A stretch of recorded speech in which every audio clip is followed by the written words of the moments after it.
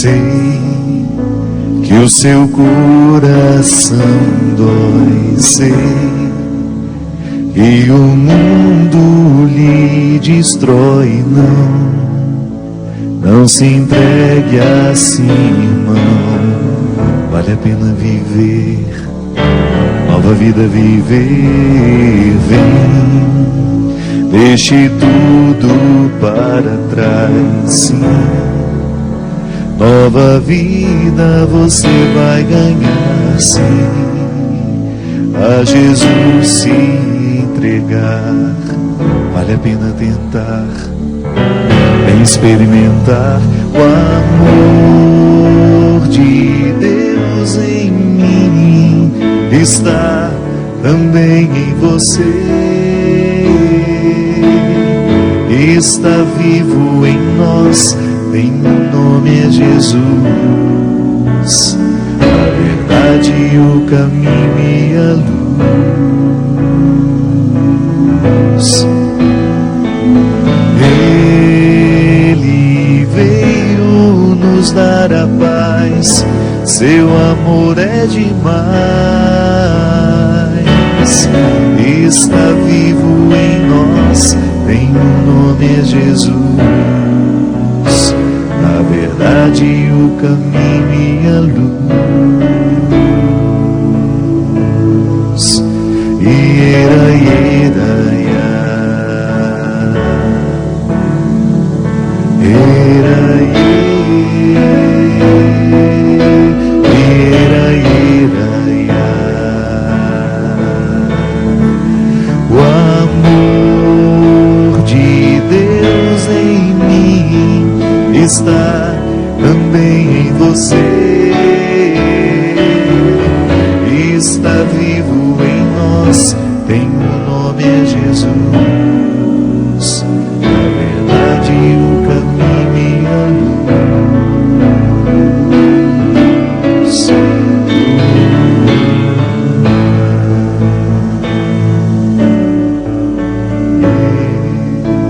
Muito boa noite, é com muita alegria que nós começamos mais um programa Direção Espiritual, ainda sob o influxo da Festa da Misericórdia, essa liturgia que nos recorda que Deus é amor.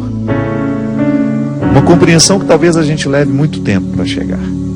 Dá trabalho acreditar que Deus é amor, porque nem sempre nós somos livres para acreditar no amor de Deus. Às vezes a gente está condicionado pelos próprios ódios, pela história que teve. Quantas vezes como padre eu encontro pessoas que têm uma dificuldade imensa de acreditar que Deus é amor, porque tiveram uma história difícil com o pai. A palavra pai soa desconfortável. O conceito de pai soa desconfortável. Muitas vezes nós estamos com tantas amarras interiores que a gente não tem nem condições de chegar ao conhecimento do amor de Deus. Às vezes amarras que nós permitimos, amarras que nós não temos culpas também, fruto da história, da educação que a gente recebeu. Eu dizia aqui na minha pregação no domingo, que crer na misericórdia é muito sofisticado, dá trabalho, porque é muito mais fácil a gente se deixar mover pelos conceitos humanos, que muitas vezes ficam distantes do conceito de misericórdia. Misericórdia é um conceito que condensa a justiça e o amor. Aquele que ama é justo. É igual você com seu filho. Você ama, você é capaz de dar a vida por ele, mas você espera resultados por causa deste amor. Não é que você quer algo em troca, não. Não é para a sua satisfação. Entenda bem o que eu estou dizendo. Quando você ama, você espera que esse amor seja correspondido, porque não no sentido de você receber. É que aquele que está sendo amado precisa utilizar-se de todas as possibilidades daquele amor para poder crescer. É por isso que uma mãe e um pai exigem tanto do filho para que ele apresente resultados. É claro que isso tem um equilíbrio, né? Você não vai escravizar o seu filho para ele lhe oferecer resultados. Eu estou falando daqueles crescimentos humanos que todos nós esperamos que aqueles que nós amamos alcancem. Claro, que eu tenha alcançado também. Então, a justiça comporta justamente em você ter o direito de prestar contas. Sim, meu filho, eu amo você, eu pago a melhor escola que eu posso para você, eu tento lhe dar uma vida confortável na medida do possível, eu lhe dou oportunidades. Então isso é amor, isso é misericórdia. Eu estou atendendo a esse chamado que o amor me faz. Você é especial para mim. E é gratuito isso que eu faço, eu não estou fazendo para te cobrar. Mas por outro lado, eu quero ver a repercussão disso em você.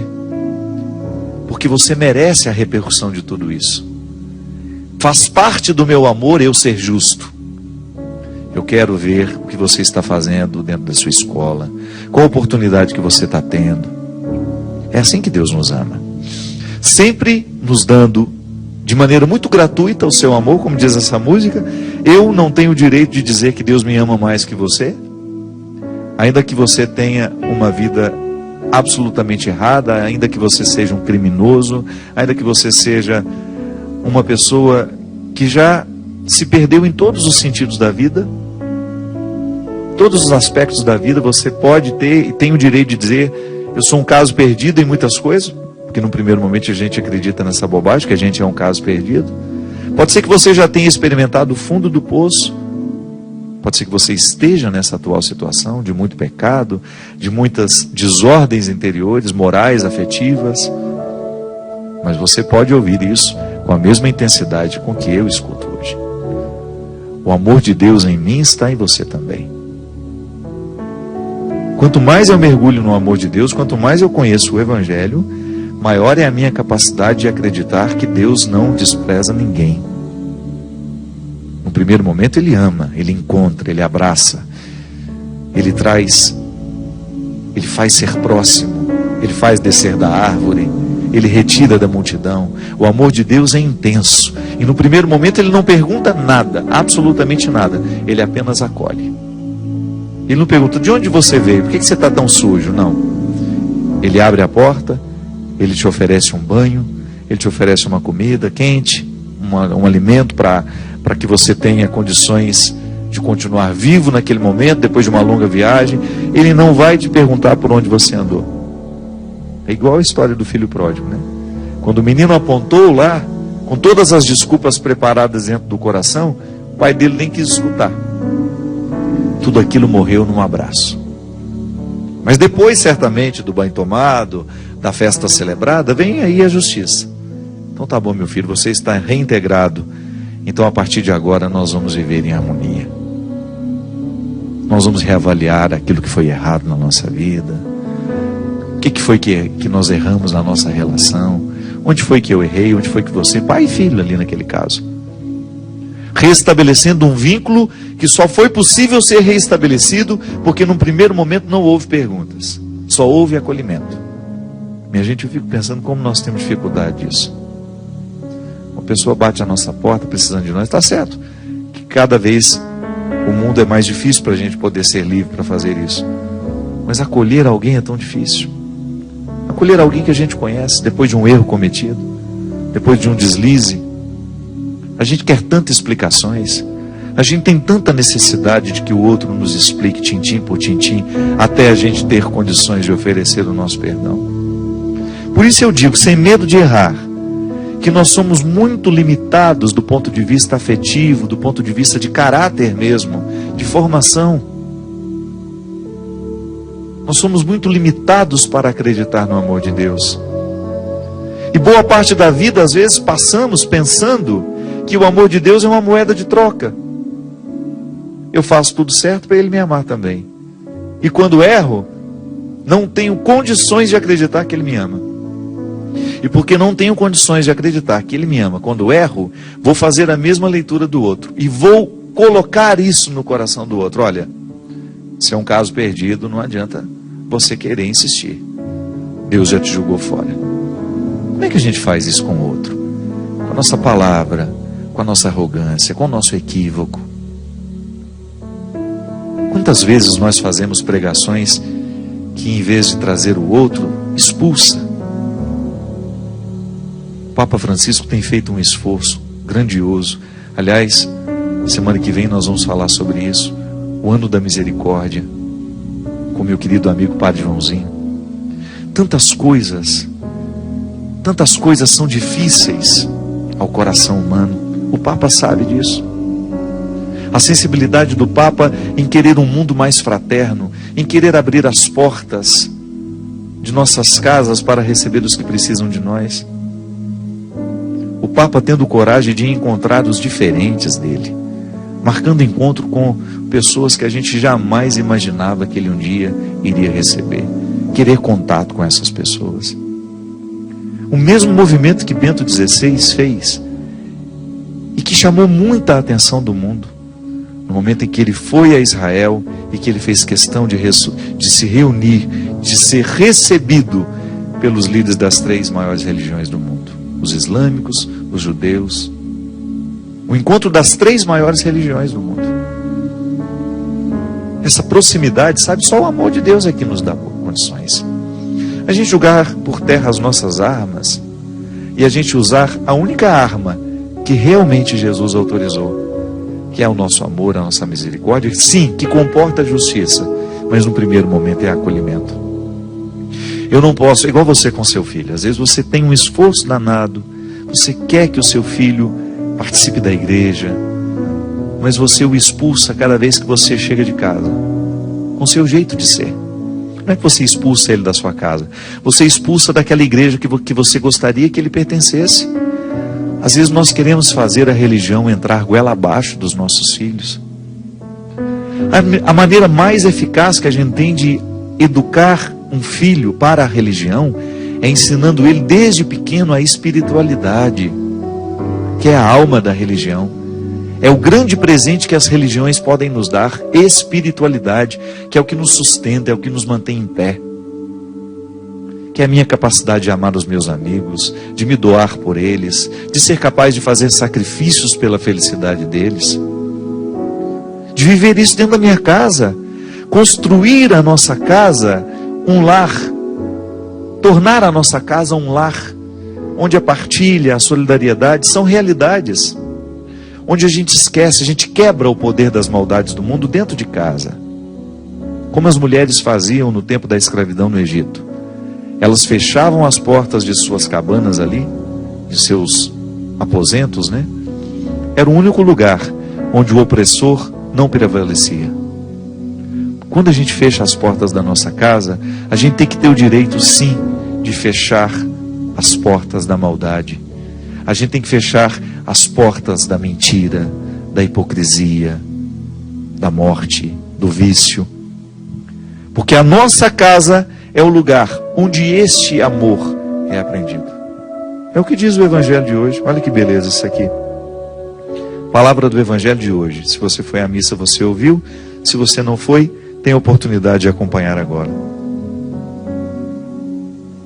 É João 3, versículo 16 a 21. João, capítulo 3, versículo 16 a 21. De fato, Deus amou tanto o mundo que deu o seu Filho único para que todo o que nele crer não pereça, mas tenha a vida eterna. Pois Deus enviou o seu Filho ao mundo, não para condenar o mundo, mas para que o mundo seja salvo por ele. Quem crê nele não será condenado, mas quem não crê já está condenado, porque não acreditou no nome do Filho único de Deus. Ora, o julgamento consiste nisto: a luz que veio ao mundo, mas as pessoas amaram mais as trevas do que a luz, porque as suas obras eram más. Pois todo que pratica o mal odeia a luz e não se aproxima da luz, para que suas ações não sejam denunciadas. Mas quem pratica a verdade e se aproxima da luz, para que suas ações sejam manifestadas, já que são praticadas em Deus. A nossa casa tem que ser esse território da luz. O nosso coração tem que ser esse território da luz, para que a gente abra, que a gente faça valer essa verdade da salvação do mundo, que só tem sentido quando eu particularizo essa salvação. Esse mundo sou eu antes de qualquer coisa. Um mundo que precisa ser salvo, que já está aqui oferecida a mim essa salvação, na manifestação gloriosa de Jesus. Nós estamos vivendo o tempo pascal, A ressurreição de Jesus é essa manifestação gloriosa da sua salvação. Deus nos salva. Essa salvação é minha, é sua. Nós tomamos posse disso. Como? Iluminando a nossa vida com os conceitos do ressuscitado. É por isso que a Eucaristia precisa estar unida à palavra. A palavra é também eucarística. Essa palavra que a gente leu aqui, esse evangelho, ele norteia as nossas ações. Ele abre as portas do nosso coração para que a gente tenha condições de compreender quem era Jesus. O que ele pretendia. E o que ele pode fazer em nós através de sua palavra hoje. Abrir o nosso coração para que a gente seja este território onde o mundo é salvo. Sabe por que isso é bonito? É tão intenso isso? Porque toda vez que uma pessoa faz a experiência da salvação, verdadeiramente, sem hipocrisias, quando eu permito que Deus entre na minha vida, Ele me ajuda a lidar com as minhas fraquezas. Eu começo a ter condições de enxergar o certo, o errado. Eu começo a saber distinguir uma coisa da outra.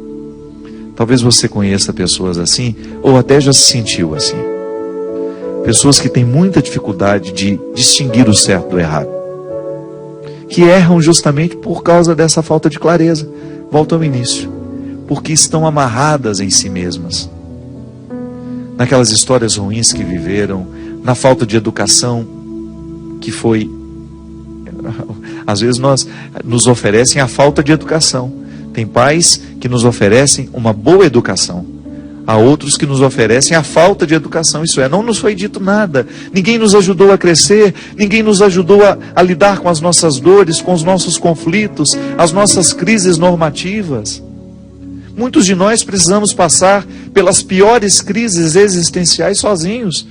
Porque faltava aos nossos pais sabedoria, ou até mesmo uma liberdade nossa de pedir a eles uma palavra.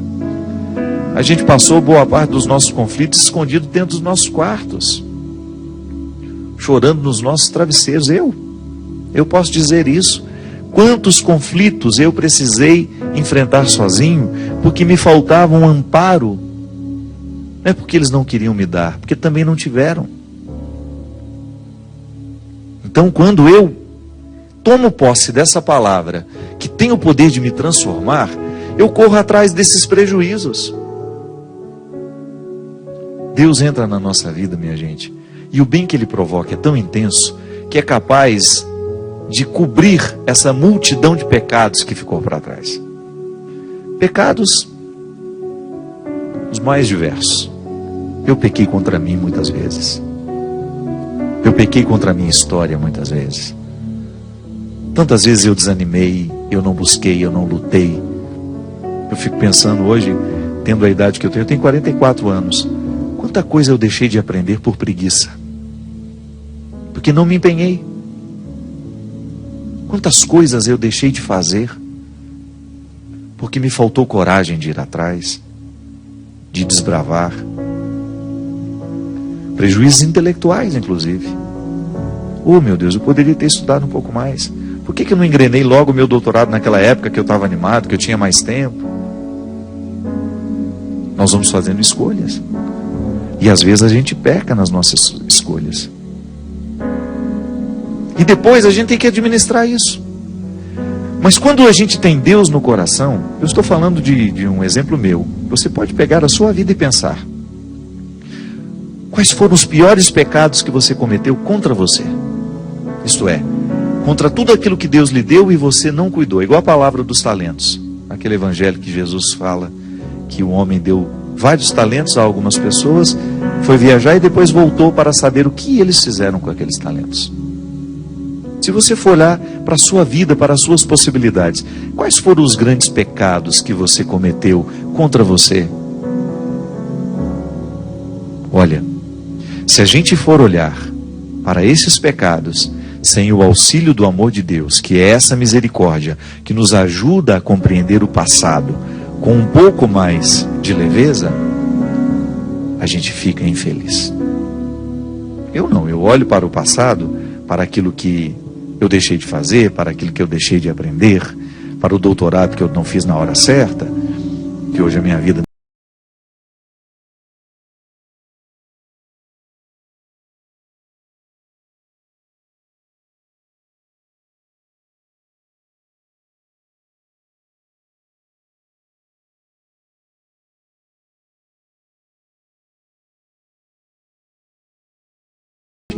para as possibilidades que eu também tive no momento em que eu não fiz aquilo. Muita depressão, muita angústia, muita ansiedade advém disso, dessa incapacidade de olhar o passado que viveu, que foi vivido por nós, com um pouco de amor, um pouco de misericórdia. O Cristo que vem nos salvar, isto é, Ele vem significar a minha vida. Essa salvação que eu espero ser escatológica, isto é, depois que eu morrer, eu já preciso experimentar aqui, sim. A palavra de Deus me sustenta, a minha vida religiosa, a minha vida católica, digamos assim. Ela me dá o sustento para que eu tenha condições de olhar para tudo aquilo que eu vivi, para tudo aquilo que eu deixei de viver, olhar esse pacote que é meu passado, presente, né? Meu passado e presente, que o futuro eu nem sei se eu tenho, e eu ter condições de administrar isso com leveza. A misericórdia me auxilia a fazer isso. Ser salvo, minha gente, é isso. A gente atualizar a salvação de Cristo na nossa vida hoje. Por isso, no domingo passado, a gente falava que a experiência da ressurreição não pode ser dissociada, separada da experiência da misericórdia. O Tomé, ao pedir Jesus o direito de tocar nas suas chagas, ele quer fazer a experiência do ressuscitado. E ao permitir que suas chagas fossem tocadas por Tomé, Jesus já lhe ensina a lição da misericórdia, no mesmo gesto. Ele permite que aquele homem duvide. Isso é, Tomé, aproxime-se de mim como você realmente é. Não simule uma fé. Aproxime-se de mim como você verdadeiramente é. Um homem que precisa acreditar na ressurreição e que é recebido por mim, a partir dessa dúvida, de maneira misericordiosa. É assim que Deus nos trata. Toda vez que nós estivermos verdadeiramente posicionados, sem hipocrisia, porque se tem uma coisa que eu acho que nos afasta de Deus é justamente a nossa hipocrisia. Por quê? A nossa hipocrisia, ela não nos permite o encontro. Tem gente que é hipócrita até na hora de rezar e não está percebendo que está sendo. O que é a hipocrisia? É essa casca de mentira que nós colocamos entre nós e Deus. Vai lá, faz uma reza que não é a sua reza.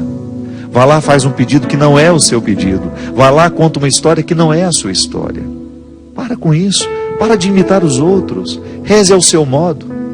Se tem uma coisa que eu não consigo entender, a pessoa, padre, eu não sei rezar. Ué, se você conversa com um amigo, se você sabe ter uma boa prosa com um amigo, então você sabe rezar. Rezar é a mesma coisa. É você contar a Deus o que você está vivendo. É como se você tivesse a oportunidade de dizer a Ele o contexto da sua vida, dos seus sofrimentos, das suas lutas. E você poderia me dizer assim, mas Ele já sabe. Só que a sua oração faz bem a você. E você sabe o poder terapêutico de um desabafo. Quando você está muito necessitado de jogar fora aquilo que está te atormentando, você vai lá e desabafa com o outro. É como você receber o telefonema de um amigo que está preocupado com você. Ali você desabafa. Está pesado, você conta. Mas está indo, estamos bem. Está difícil. Rezar é isso. Nós rezamos com os nossos amigos e não sabemos. Quando nós estamos diante de alguém que nos ama de verdade, quando não existe hipocrisia, quando você tem coragem de mostrar ao outro o seu coração, você pode ter certeza que você está experimentando o espírito da oração, que é a conexão entre duas pessoas. E aqui nesse caso, uma dimensão mística, uma conexão mística transcendental, sobrenatural entre nós e Deus. Nós, filhos machucados pelas histórias que vivemos, pelos pecados que cometemos, sendo abraçados, sendo envolvidos por um Pai que não tem limites para o seu amor. Rezar é a gente ser recebido por Deus em audiência particular. É a gente ter a oportunidade de estar com aquele que sabe tudo sobre nós, mas que, no gesto simples de contar a Ele o que nós estamos vivendo, é como se a nossa própria palavra, que está sendo dita num gesto de desabafo, e que chamamos isso de oração, tivesse o poder de nos ensinar o caminho que a gente precisa viver e seguir. Faz sentido rezar, minha gente. Faz sentido a gente acreditar no amor de Deus. Porque quando eu acredito em Deus, eu acabo acreditando um pouco mais em mim também. Quando você acredita em Deus, você acaba acreditando um pouquinho mais em você. E quando você mergulha nesse desconcerto do amor de Deus por você, porque apesar de todos os seus erros, apesar de todas as suas fraquezas, Deus continua amando você. Não mudou de ideia, não. Não é o pecado horroroso que você cometeu hoje que mudou de ideia, que fez Deus mudar de ideia. A partir de hoje eu não amo mais aquela menina. Olha o que ela fez comigo. A partir de hoje eu não amo mais aquele rapaz. Olha o que ele fez. Não. Aproxime-se. Ele não vai nem perguntar o que você fez. Ele vai te abraçar, vai te oferecer um banho, um banquete, uma festa. E depois que tudo passar e você já sentir-se em casa novamente, acolhido no coração dele, vocês voltam a conversar e acertar os pontos. Porque entre a sua consciência e Deus, não cabe nenhuma mediação. É você e ele. Eu posso até te absolver do seu pecado pelo Padre, pelo poder sacerdotal que eu tenho, pelo Padre que eu sou. Mas essa mediação entre a sua consciência e Deus, eu não posso fazer. Como dizia o sábio, entre o último suspiro, o último momento da nossa vida e a eternidade, paira um abismo de misericórdia. É na direção desse abismo que a gente caminha. Nós vamos para um rápido intervalo e a gente volta já com o programa Direção Espiritual.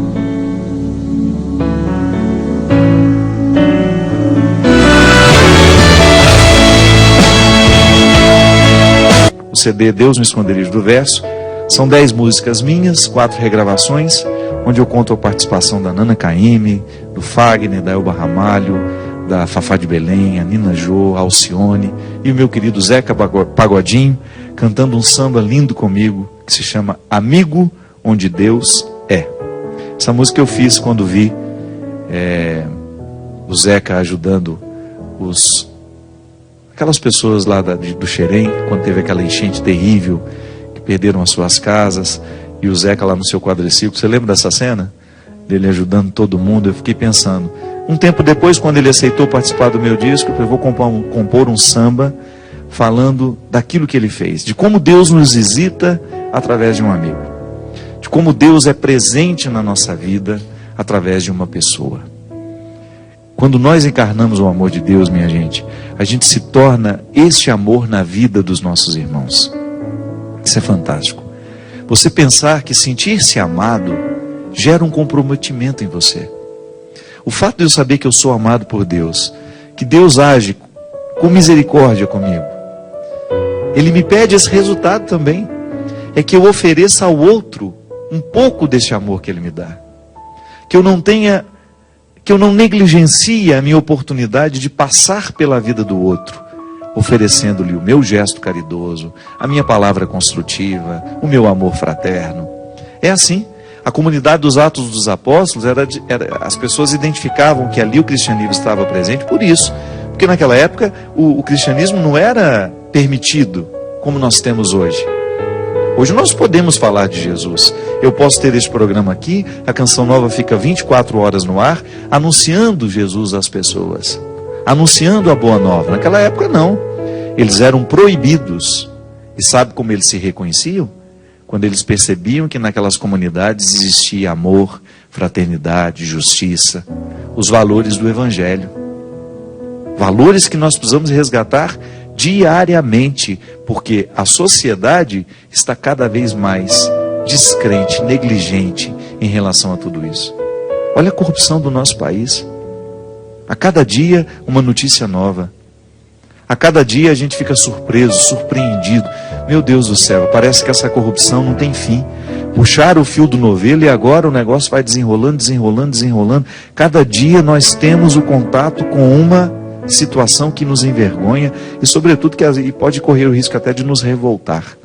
E nós pensarmos que é o dinheiro nosso, que deveria estar voltando para, através de um sistema de saúde, onde os nossos filhos pudessem ser atendidos, onde as pessoas pudessem fazer as suas cirurgias, tantas pessoas nas listas de esperas que não terminam mais, para fazer um exame, uma suspeita de câncer de seio, de mama, não tem como fazer, porque não tem condições financeiras para pagar o exame, e muitas vezes não temos o sistema de saúde, a oportunidade de fazer lá.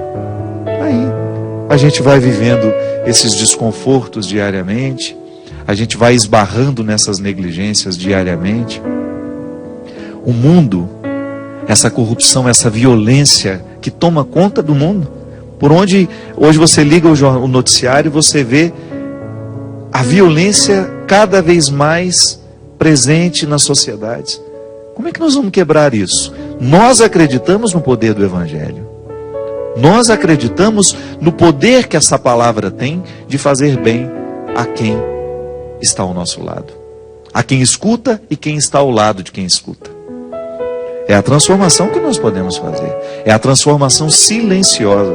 Até essa semana, você que me acompanha sabe a confusão que eu enfrentei quando eu disse que a união civil entre pessoas do mesmo sexo não era uma questão religiosa.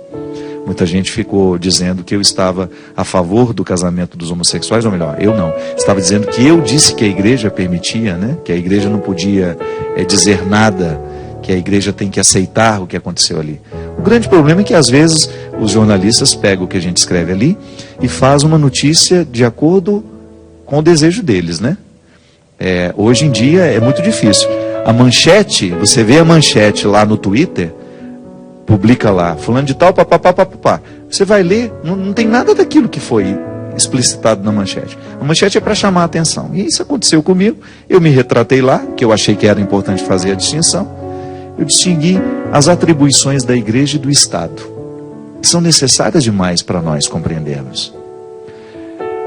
Essa questão da união civil entre pessoas do mesmo sexo, que a gente nem chama isso de casamento, nós chamamos isso de um contrato.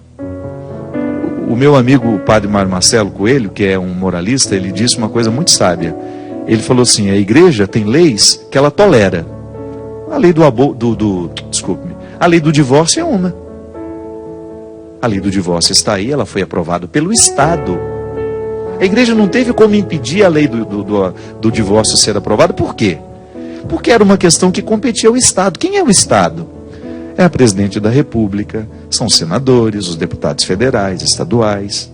São essas pessoas que nós elegemos que vão fazer as leis do Estado. Quem faz as leis do Estado não são as leis, não é a igreja. A igreja cria as leis que ela estabelece para nós que somos crentes.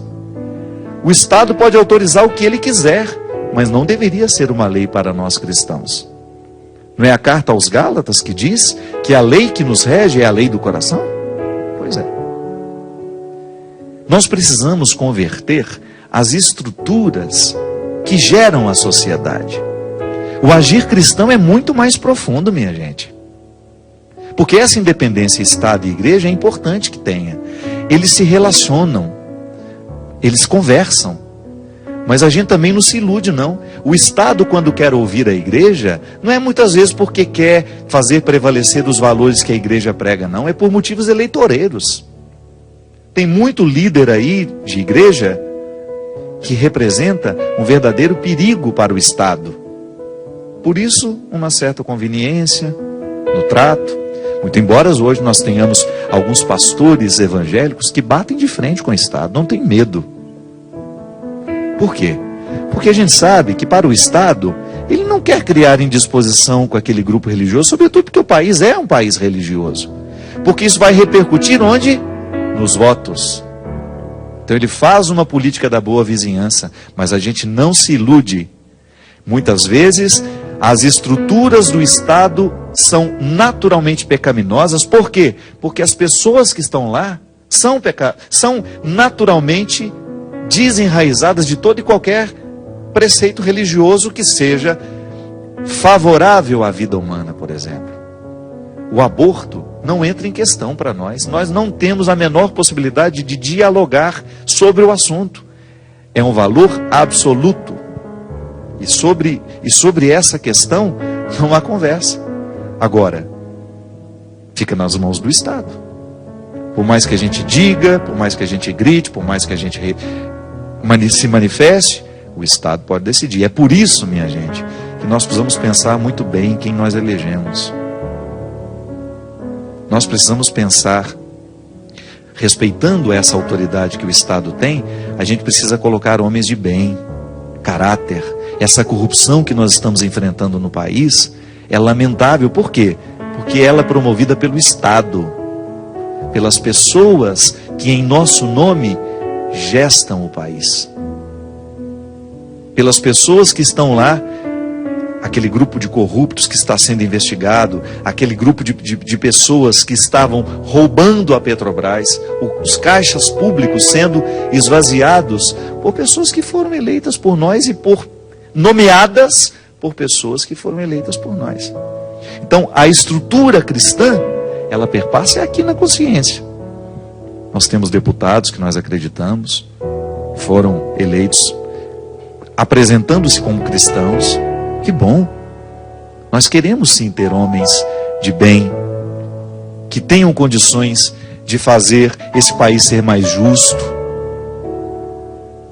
que tenham condições de fazer o país ter condições de caminhar para essa justiça social que tanto faz falta nos nossos dias. E aí nós vamos fazendo essa transformação silenciosa em nós. Você sabe o que eu fico pensando? Com todo respeito a você que me assiste, longe de querer fazer um julgamento, mesmo porque não cabe julgamento aqui. Isso é apenas uma reflexão. Você, por exemplo, você fica assustado com a corrupção. Mas quando você tem um poder, quando você tem a oportunidade de administrar alguma coisa, com que lisura você administra isso? Às vezes a gente vai na prefeitura porque a gente precisa fazer um determinado reconhecimento de área lá do nosso terreno, uma planta. Vivi outro dia essa situação. A oportunidade que você tem de chegar lá e de fazer uma proposta indecorosa para você poder ter facilidades na autorização daquilo é grande. E o outro que está do outro lado do balcão, que tem autoridade para isso, também pode cair na tentação de viver essa pequena corrupção. A gente pode até pensar, mas não vai fazer diferença, o país já é tão corrupto. É por isso. É por isso. Quando a gente faz a distinção Estado e Igreja, não é que a gente está dizendo que nós não participamos do Estado, não é não. Mas antes, nós temos uma lei que é superior à do Estado, que é a lei do coração. Não tem ninguém me vigiando. Eu não estou sendo vigiado pelo Estado, mas eu sou cidadão de outra atmosfera. Eu sou cidadão do céu. É a cidade celeste, como na obra de Santo Agostinho está especificada de maneira tão bonita. Cidade de Deus, que não é o filme não, viu? Eu sou o cidadão do infinito, já dizia o padre Zezinho. A cidadania que eu carrego é uma anterior, e por isso eu sou um bom cidadão aqui no mundo. A igreja, enquanto peregrina, ela é cidadã sim. Ela participa das regras do Estado, da mesma maneira como ela também tem as suas regras. Nós não queremos que o Estado entre lá dentro da igreja e vá ditar as regras para nós. Nós temos autonomia para criar. Diferente de outros lugares em que a religião não tem a mínima liberdade de ser. São os estados absolutos, né? Que não admitem a religião, que negam às religiões o direito de serem, de estarem presentes na sociedade. Graças a Deus nós não vivemos num lugar assim. Mas eu tenho que viver a minha cidadania celeste diariamente, para que a minha cidadania aqui, humana, histórica, de brasileiro, esteja repercutida.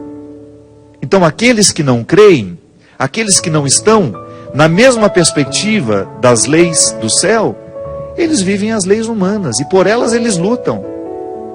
Por elas eles lutam. E o Estado está lá para acolher os pedidos deles. Pode ser aprovado pelo Estado, que não muda para o cristão.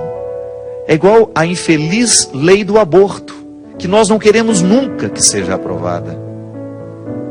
Porque para nós cristãos, ainda que essa lei venha a ser aprovada, Aí eu fico perguntando, quem são as mulheres que abortam? Quem são as mulheres que jogam fora os seus filhos antes de nascerem? Que consideram aquela gestação indesejada um lixo trazendo dentro de si? Quem são essas mulheres? Aí a gente entra naquele território desconfortável de ter de admitir que são muitas cristãs. Muitas delas são cristãs. Mas que cristianismo é esse? Que cristianismo é esse que não me faz observar uma cidadania superior? Que não me faz observar valores que não serão modificados por qualquer outra lei civil que esteja presente? Minha gente, a nossa luta é árdua, é diária. É diária.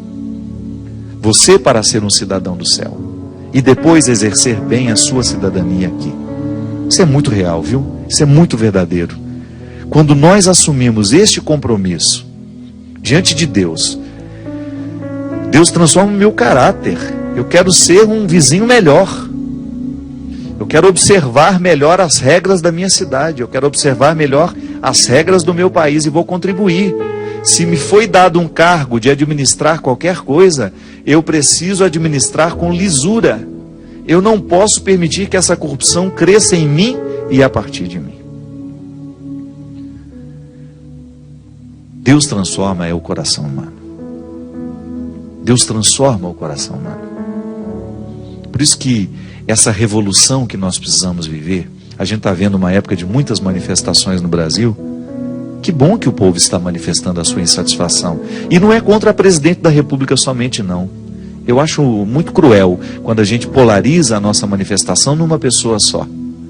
Porque às vezes, pode ser que a história nos prove que aquelas pessoas que nós achamos que são as mais culpadas, nem são tão culpadas assim. Tiveram lá as suas omissões, de repente não administraram como precisavam administrar. Mas nós precisamos protestar contra a estrutura que está cada vez mais ruída em valores, minha gente, que são altamente que estão negligenciados, e por serem negligenciados, provocam um prejuízo social terrível, que para mim, a coisa mais abominável que pode haver numa sociedade, é o pecado social mais cruel que pode haver, chama-se corrupção, injustiça. Este pecado sim faz mal a quem está do nosso lado. Este pecado sim, quando nós promovemos, ele tem um poder de destruição que nós não podemos nem compreender, do tanto que ele é nocivo na vida de uma sociedade. Mas não é bonito a gente pensar que, por outro lado, é no canteiro do nosso coração que Deus faz essa revolução? Que toda vez que eu corrijo uma atitude em mim, quando eu escuto alguém que me fez uma correção fraterna, que me aponta algo que em mim eu não conseguia perceber sozinho, é tão bom. Aquela sensação de que você deu um passo na direção de um futuro melhor, humanamente falando, existencialmente falando. Quando a gente identifica que nós superamos uma mazela que antes nos prendia.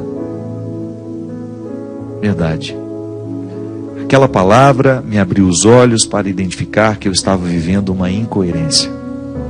Aquela palavra abriu meu coração para que eu tivesse condições de chegar a um território do meu coração que até então eu não havia conseguido chegar.